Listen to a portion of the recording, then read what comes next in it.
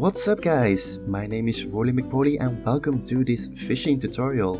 In this guide I will be covering the basic stuff such as getting your lure, getting some new line and how to catch a fish, very basic stuff.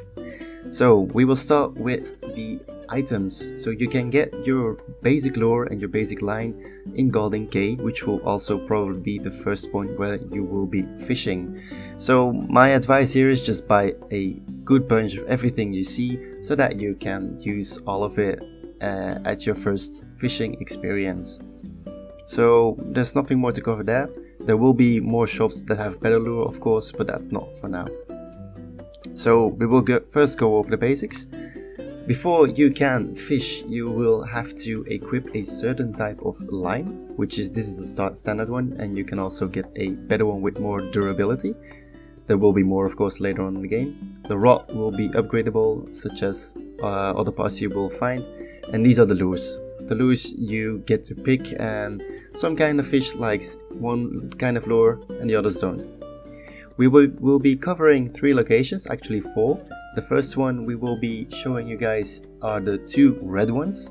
These are the Golden Cay fishing spots. So the fishing minigame essentially is very easy.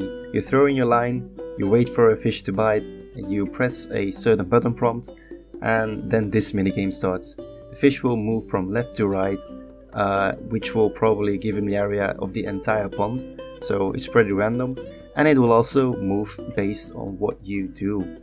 So if I would, for example, constantly be pulling on left and reeling in, the fish will automatically go right based on my actions, and this will cause the line to break because of the tension.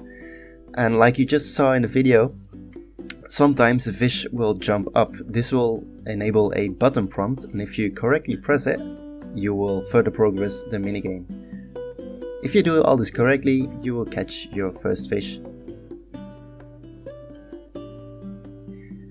So the process, it's very simple. It's easy to get used to. It might be tricky in the beginning if you don't understand the button prompts, or if you end up reeling way too much so that the line breaks. But my advice here is, if the tension is going way up, just hold off the R2 button and just reel in with taps instead of holding it. Taps always seems to be working for me. What I also like is that if you fish at night, there will actually be different fish to be found. For example, here at the first spot in Golden Cay, you will see these fishes, and these are glowing barrel fishes, and they actually light up in the dark, and in my opinion they're very cool.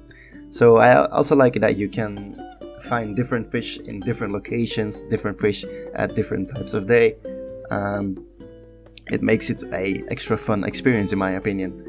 So apart from the basic button prompts and the entire area that the fish has to swim, the fish also moves based on your actions.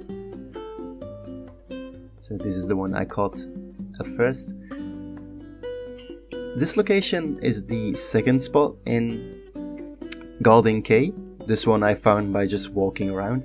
What I was saying a couple of seconds ago was, the fish does not only move based on the pond it's swimming in. If you, for example, pull the fish all the way to the right and you keep on reeling it in, it will automatically start moving to the left, causing your line to break. So you need to be careful with that.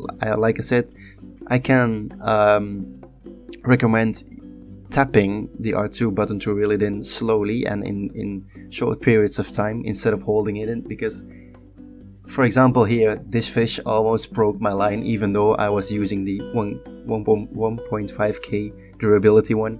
So it's tricky to get used to, but you will eventually. So at this second spot, of course, the fish will also be different at night.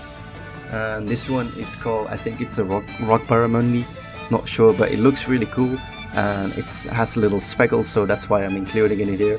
This one was also a pretty tough one to reel in. It took me a good amount of time, but I also ended up getting a nice fish, so that's really nice.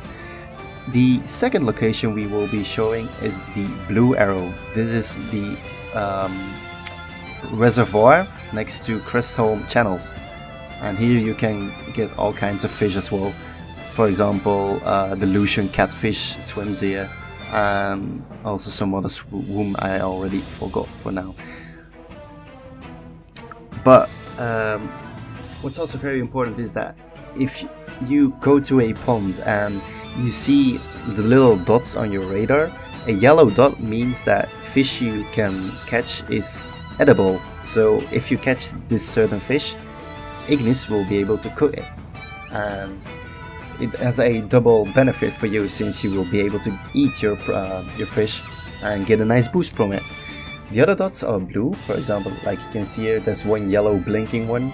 The blinking ones mean that they are rarer, so they're better, and the blue ones are fish that are not edible, but nevertheless you can use whatever you get from material from them in your spells or sell them in the shop. It's never a lose, you always win something from catching a fish, and you can also get AP. This is the next thing I will be covering. In the Ascension Atlas, you can find a couple of nodes which will earn you AP when you are fishing. For example, when you land a fish, or when you land a fish that has good stats, and it can earn you a good amount of AP. So we are not going to look into that in this video, but I can recommend you to look into it in your Ascension Atlas. The last spot I will be covering in this video is one in Duscae, which is next to the Gatobo passes in the slough or slough, what it is called, I'm not sure. But here you can see that I unlocked a new kind of lure. When you progress through the game, you will find new types of lure, new types of line, anything really. And this one is called the Tonberry one, and it enabled me to catch new fish, for example this Crag Barramundi.